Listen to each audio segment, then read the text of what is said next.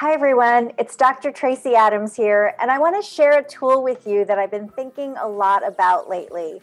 Now, most of you who follow my work will know that I'm going through an emotional transition. It's a really big emotional transition right now. My 18-year-old daughter is moving out in a couple weeks, and she's been getting ready.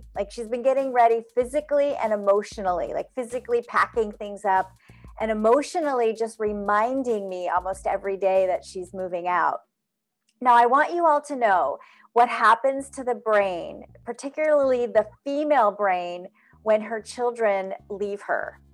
Right? I know I sound so dramatic with that, but there is a physical withdrawal that happens with the oxytocin in her body and in her brain that happens when our children leave. And sometimes it's really intense for some of us.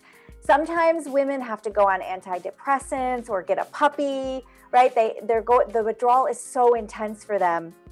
And I have to say, my friends, I am not an exception to the rule. I have been physically feeling her withdrawal, the withdrawal. She's been gone this week because she's getting her place ready.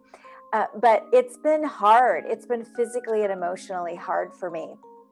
And I'm happy for her. I'm happy she's a powerful, powerful spirit on this planet. And it is time for her to launch. It's time for her. She really feels like she really wants to blaze her own trails. And I am really happy for her. But on the inside, I'm going through all of that withdrawal. Now, what I do is I go through my day and I just make a mental checklist of all the good stuff that's coming out of her move. And then, of course, I'm honoring those really sad feelings that as she departs, I'm honoring my own grief and I'm honoring my sadness. But it's also given me an opportunity to have deeper connections with my 21-year-old son, who's also here. He's still living with me. He's finishing up his senior year of college. And he's not wired like her. Her brain and his brain are completely different. He does not like to go deep in intimacy. And recently, last year, I had built a tool on how to think through intimacy. And I want to share that tool with you today because it's really been helpful for me as I navigate this. I call the tool the funnel of personal disclosure. And I want to share that tool with you right now. This is how the tool works. So when you think about relationships with people, let's even start with your family, right? Or let's say you're going to go on a date with someone. There's levels of intimacy that you bring to a relationship based on how much of yourself you reveal, right? So let's go back to work for a minute. When you go into work and let's say you lead a team, most of the time at work, things are light and polite. We talk about the weather, how was your weekend, right? We keep things pretty, I don't want to say superficial, but it's that light green. It's very professional, right? We don't reveal our deepest, darkest secrets at work. That would be compulsive disclosure. That's what I call compulsive disclosure, when you have people that reveal way too much of themselves right in the beginning of a friendship or a relationship. As you go deeper in your own disclosure, you start to get a little bit into the darker green, where you might be expressing opinions, facts, desires, right? Insights of yourself.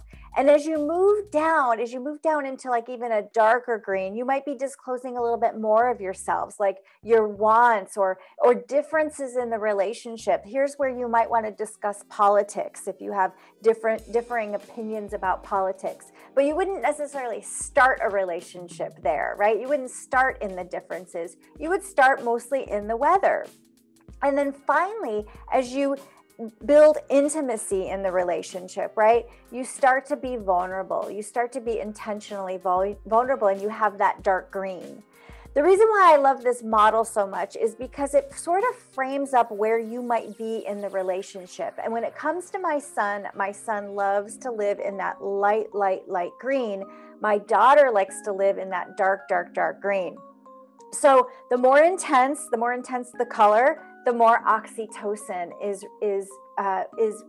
provided in your brain. Oxytocin is the drug of connection, right? And as parents, we all have it. We all have oxytocin. And when we're in relationships, we have oxytocin. And the more intimate you are, the more of those chemicals get produced, right? So the other night I went out to dinner with my son. we were sitting there at dinner and I was really trying to just get into that dark green with him. And he wasn't biting. You know, he likes to keep things really light and polite on his phone. And I even like called it and I said, honey, this is our opportunity to spend some time together. I just want to know what's going on for you. And I moved up a little bit, right? I moved up in the funnel. Now, the conversation or the language that you might experience in these levels might look something like this, right? We're going to talk about the weather. When you go into work, we're just going to be talking about the weather. But as you start to ask more questions and you start to get to know each other more, you're going to ask things like, how do you feel, or how are you doing with that issue, right? You might uncover a little bit more about that person. And then you might even try to take them a little bit deeper with questions like, how do you want this relationship to go? Or what is your view or opinion on that? So you start to get into the differences a little bit more. And then finally, when you get to that dark green, you might be asking questions about, how do you feel about us moving forward? Or I was in a meeting with my boss the other day and I definitely pulled the leadership team into a darker green. There was about 4 of us in this session and I noticed my boss just looking a little bit disheveled about something that was said. And I stopped and I said, hey, I noticed that you had a reaction about that. I'm really curious. How do you feel? And so I intentionally pull people into places of connection using this funnel. So it is powerful, my friends. Intimacy and human connection is a real powerful thing, and we need it to survive. We do. We really do. We need it to survive. And as you think about yourself in those levels, think about where you are in relationship to someone else.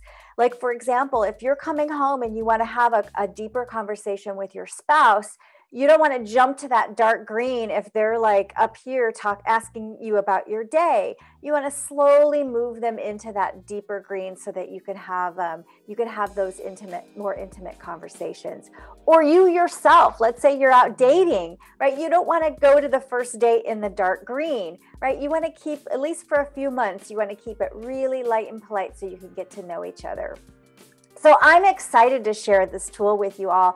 I am excited for my children.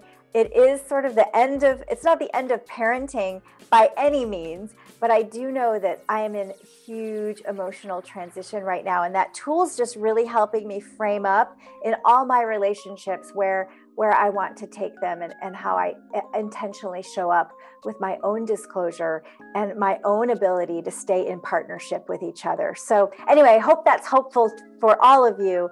I look forward to hearing what you think about it. So email me back. Let me know what you think or where you are on that in your relationship dynamics. And we'll see you again real soon. Thrive on, everyone.